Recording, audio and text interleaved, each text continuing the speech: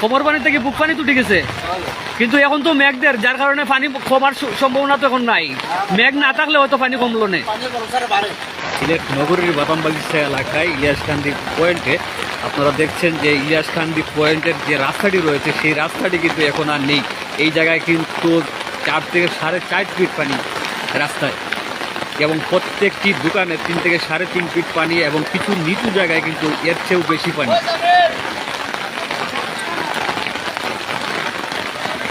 টানা কয়েক ঘন্টার ভারী বর্ষণ হলেই কিন্তু এই এলাকায় জলাবদ্ধতার সৃষ্টি হয়। কিছুদিন আগেও কিন্তু এইখানে জলাবদ্ধতা হয়েছিল, কিন্তু এখন বৃষ্টি না থামার কারণে কিন্তু জলাবদ্ধতা আরও বাড়ছে। হয়তো বৃষ্টিটা কমে গেলে অনেকাংশেই কিন্তু জলাবদ্ধতা কমে যায়। দ্রুত পানি নিষ্কাশন না হওয়ার কারণে কিন্তু এই জলাবদ্ধতার সৃষ্টি, আর জলাবদ্ধতা হওয়ার পরে কিন্তু সাধারণ মানুষ ভোগান্তির শিকার। আসলে এর চেয়ে বেশি আমি আপনাদেরকে দেখাতে পারছি না, কারণ সামনে কিন্তু এর চেয়ে বেশি পানি। এই যে ইলিয়াসকান্দি জামে মসজিদ আছে, সেই মসজিদের ভিতরে কিন্তু পানি প্রবেশ করেছে।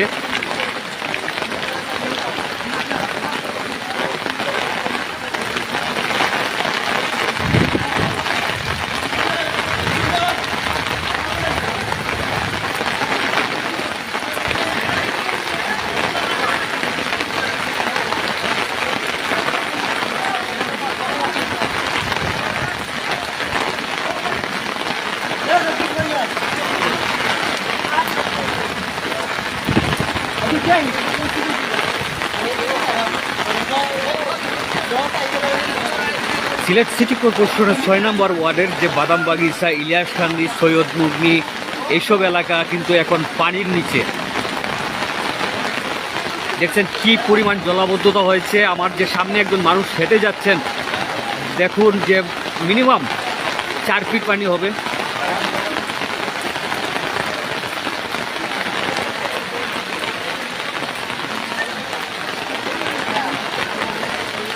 এর নিচু সাইডে কিন্তু আরো বেশি পানি। প্রত্যেকটি দোকানের অবস্থা দেখুন।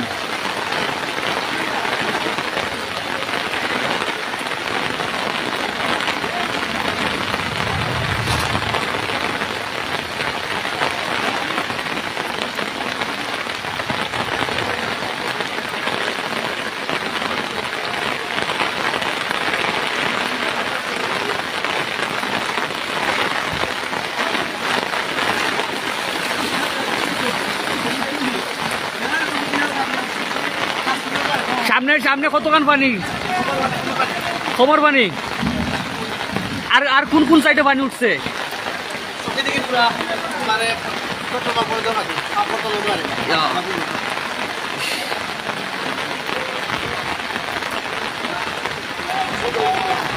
হ্যাঁ,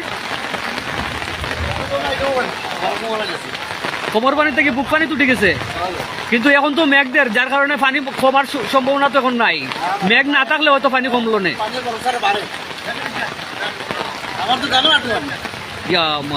পুনানো চকি টিকিট এখন তুমি কই যাই রায় এখানে তো পানি মনে হয়। ও উফরে মনে হয়। আচ্ছা, এখন আমি কি লাগান যাইতাম হবাই, আমি তো যেতাম পারলাম না।